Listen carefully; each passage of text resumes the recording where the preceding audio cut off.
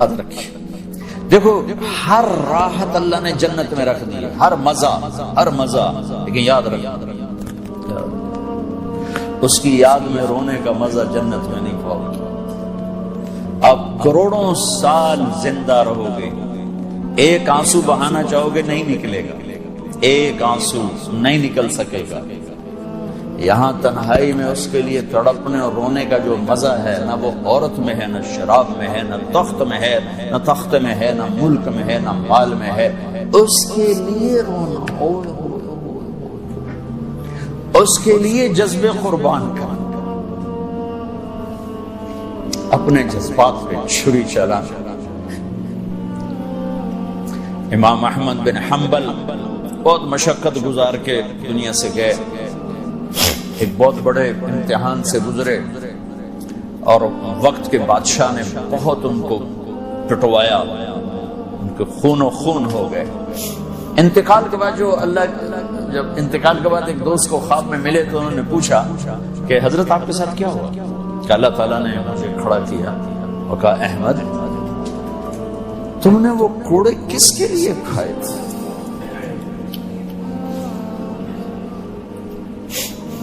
کہے اللہ میں نے تیرے لیے کھائے تھے۔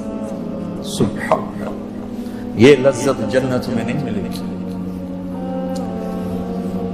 جوانی کی لذت پاؤ گے، میاں بیوی کی لذت پاؤ گے، کھانے پینے کی لذت پاؤ گے، زندگی کی لذت پاؤ گے، خوشیوں کی لذت پاؤ گے، لیکن اس کے لیے رونے تڑپنے کی لذت نہیں پاؤ گے۔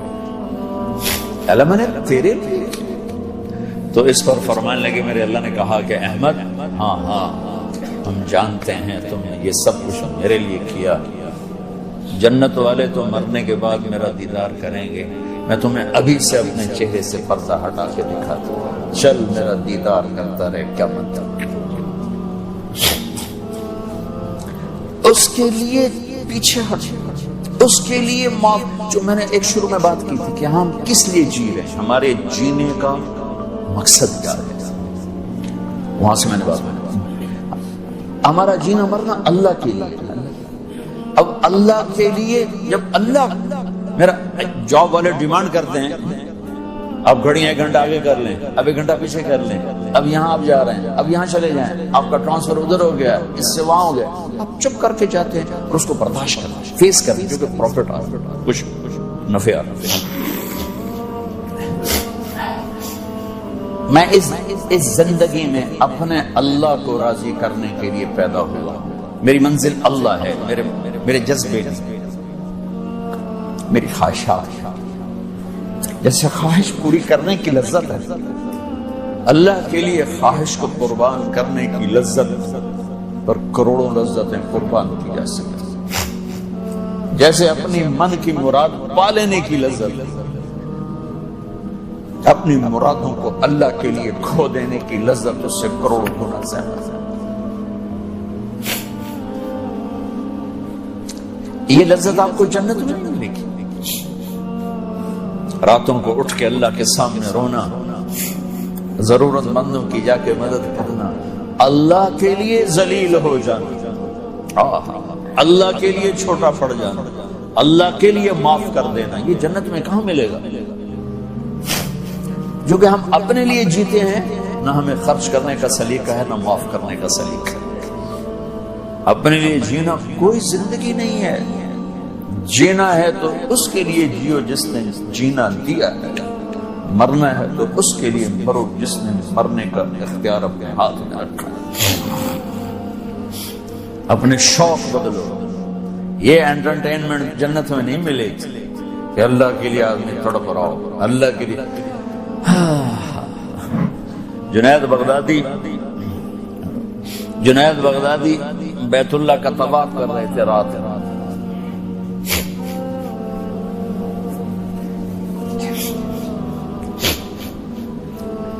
ایک لڑکی جوان طواف کر رہی اور زور زور سے یہ شعر پڑھ رہی، اب الحب ان یخفا وکم قد کتمته فاصبح عندي قد اناخ وطنبا اذا اشتد الشوق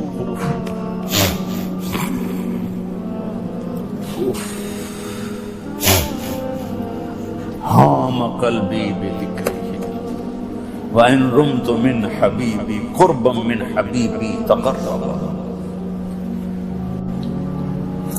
يَبْدُو فَأَفْنَى ثُمَّ أَحْيَا وَيُسْعِدُنِي حَتَّى أَلَذَّ وَأَطْرَبَ.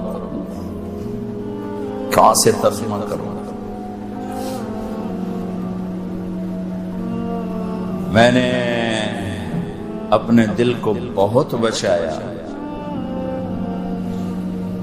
لیکن محبت نے آ کے ڈیرے ڈال ہی دیے اور میرے پورے دل پہ قبضہ کر لیا. میں نے تو بہت چھپایا، چھپ نہ سکی. بہت ہیلے بہانے کیے پر میں چھپا نہ سکی. بادن ہوا کا صبرت ام لم تصبرا وبكاءك ان لم يجر دمعك او جرا.